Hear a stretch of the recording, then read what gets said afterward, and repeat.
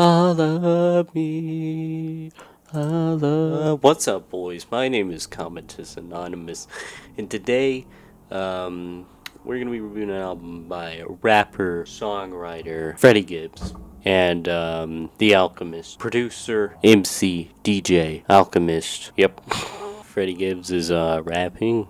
Alchemist is the one making the beats. Pretty simple. I'm pretty sure you already know the formula already. You know how it is. You know how it be. So corny. Anyway, Freddie Gibbs has been known for his various rapper-producer collabs in the past with acts like Madlib, mostly Madlib, on albums like Pinata and Bandana, which are both very critically acclaimed albums. Bandana was made entirely on an iPad, by the way, fun fact. So essentially what I'm trying to say is this isn't Freddie Gibbs' first rodeo with rapper-producer collabs, and later on, Freddie Gibbs would make a sequel to Alfredo with the Alchemist, creatively titled Alfredo 2. Yeah, that's the process, that's the idea, that's the logic here. So yeah, let's just talk about Alfredo 1. Might do a future video on Alfredo 2, but smash that like button if you want that. Starting off with the opening track, 1985. Starts with this like very interesting like rock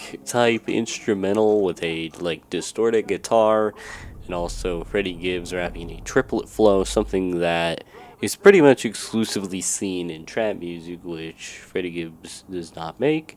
He makes mostly boom bap.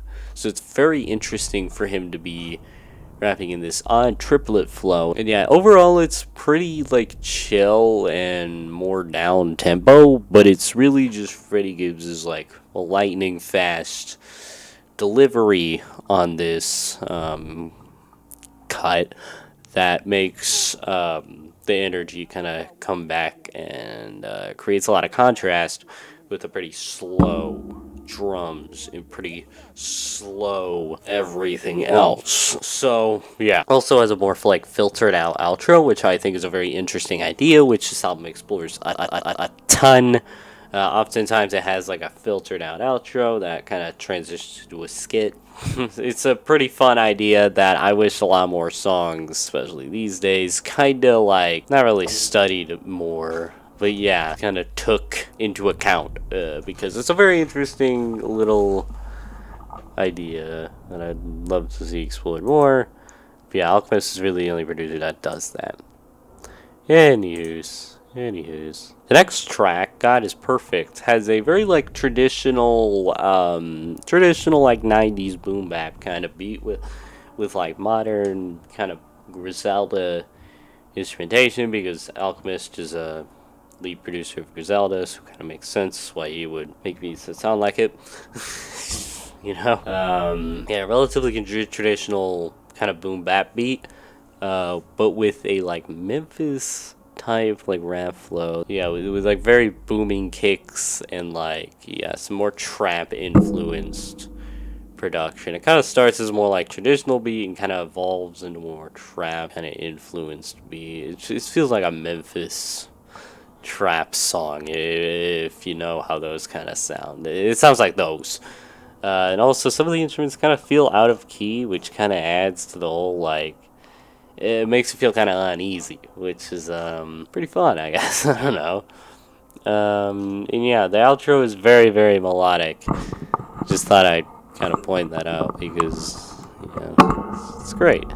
It's a great song. Most of the songs in this album are great. I mean, basically all of them. Anyways, Scottie Bean featuring Rick Ross. Gibbs kind of talks about his controversies and obviously, with his like very crass lyrics that he kind of has already. Dark horse, rap black sheep, they got me vilified, castrating people in their feelings on IG.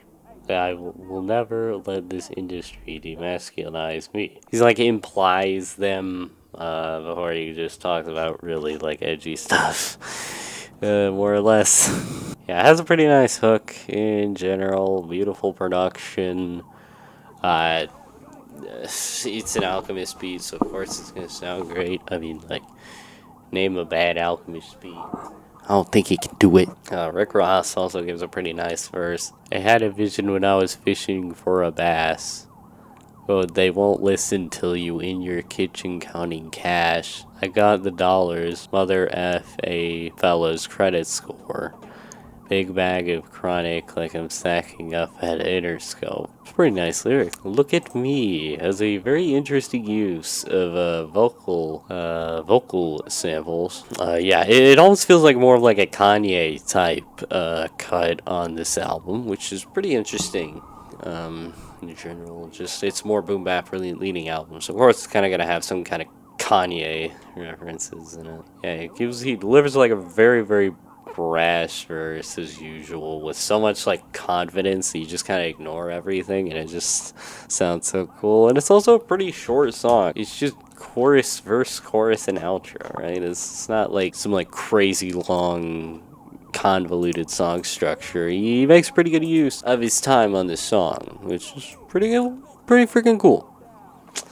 Benny the Butcher, he's a feature on Frank Lucas, which is probably one of my favorite beats on the album. It's like a very strange like horn sample at the end of every bar, and it's like it almost sounds like a horror movie soundtrack with like some riser sound effect. Makes it sound like a jump scare could happen at any moment. It's a really fun kind of beat, you know. He uses Alchemist kind of one note melodies. It's fun. The only kind of problem I have with it is it kind of feels more like a Benny the Butcher song than a Freddie Gibbs song. Like, yeah, it has that like more like No More Parties in LA kind of structure where it starts like where it's like one really long verse for like either of them, you know, with not really a whole lot kind of combining the two. Not really like not really like a chorus combining the two. Just some like general themes, right? Just pure bars basically. The following track, Something to Rap About, is a very chill kind of guitar-based melody. It's very similar to Frank Lucas in structure. Again, not really a whole lot kind of connecting the two verses. It's just some general themes like Freddie Gibbs. Like, not a whole lot of like choruses, right? Like, Freddie Gibbs kind of just saying, God made me sell quack, so I had something to rap about. Ha ha ha. Jazz hands.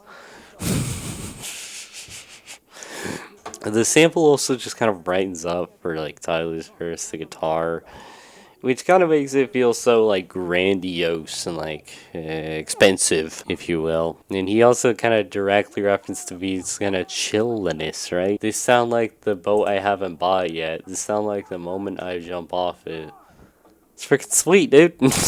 I don't know. Yeah, it has pretty clever wordplay, as I've kind of showed you.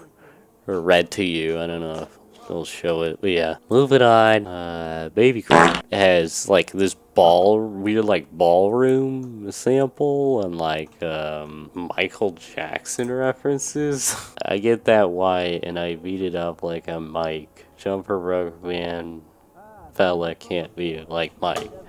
Right? It kind of seems like a Michael Jackson reference. I don't know exactly what he's referencing, but I just thought it pointed out because it's kind of fun. I guess, I don't know. It could just be a completely different mic. I don't know. He also just fun little chord sprinkle sound effects. I think it just adds to the vibe of the track. It also just sounds kind of goofy. That's always fun. Yeah, it's just mostly just 3 minutes kind of straight bars with like the occasional like refrain here and there. But yeah, the outro kind of sounds like a smooth elevator jam, by the way. So just like smooth elevator jam outro. It just kind of does the weird like a final stop sound effect in the next track, Babies and Fools. It has a great 3-note motive, right? You know, it's like the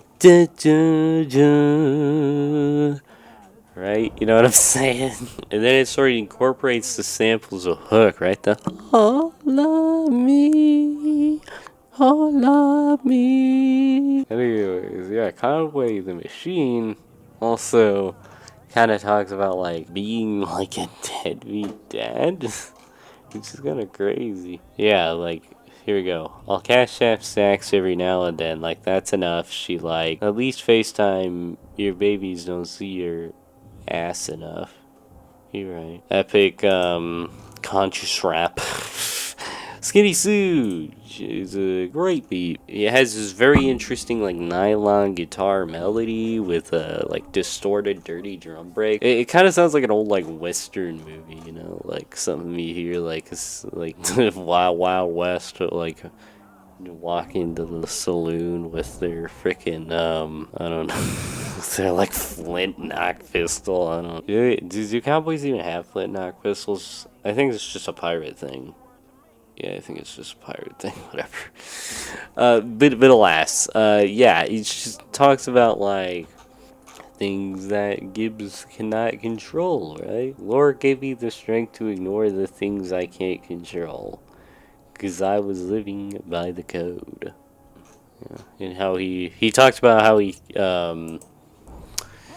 can't control things and how he kind of ignores them because that's just the philosophy he's kind of developed over time. Anywho's, the final track on the album, All the Last, is just very soulful with this like organ, like heavenly organ sample with like live bass. It's just, it's amazing. Also like references various rappers like Kanye West, Andre 3000. There's also just a Breaking Bad outro, which is a very fun addition. I don't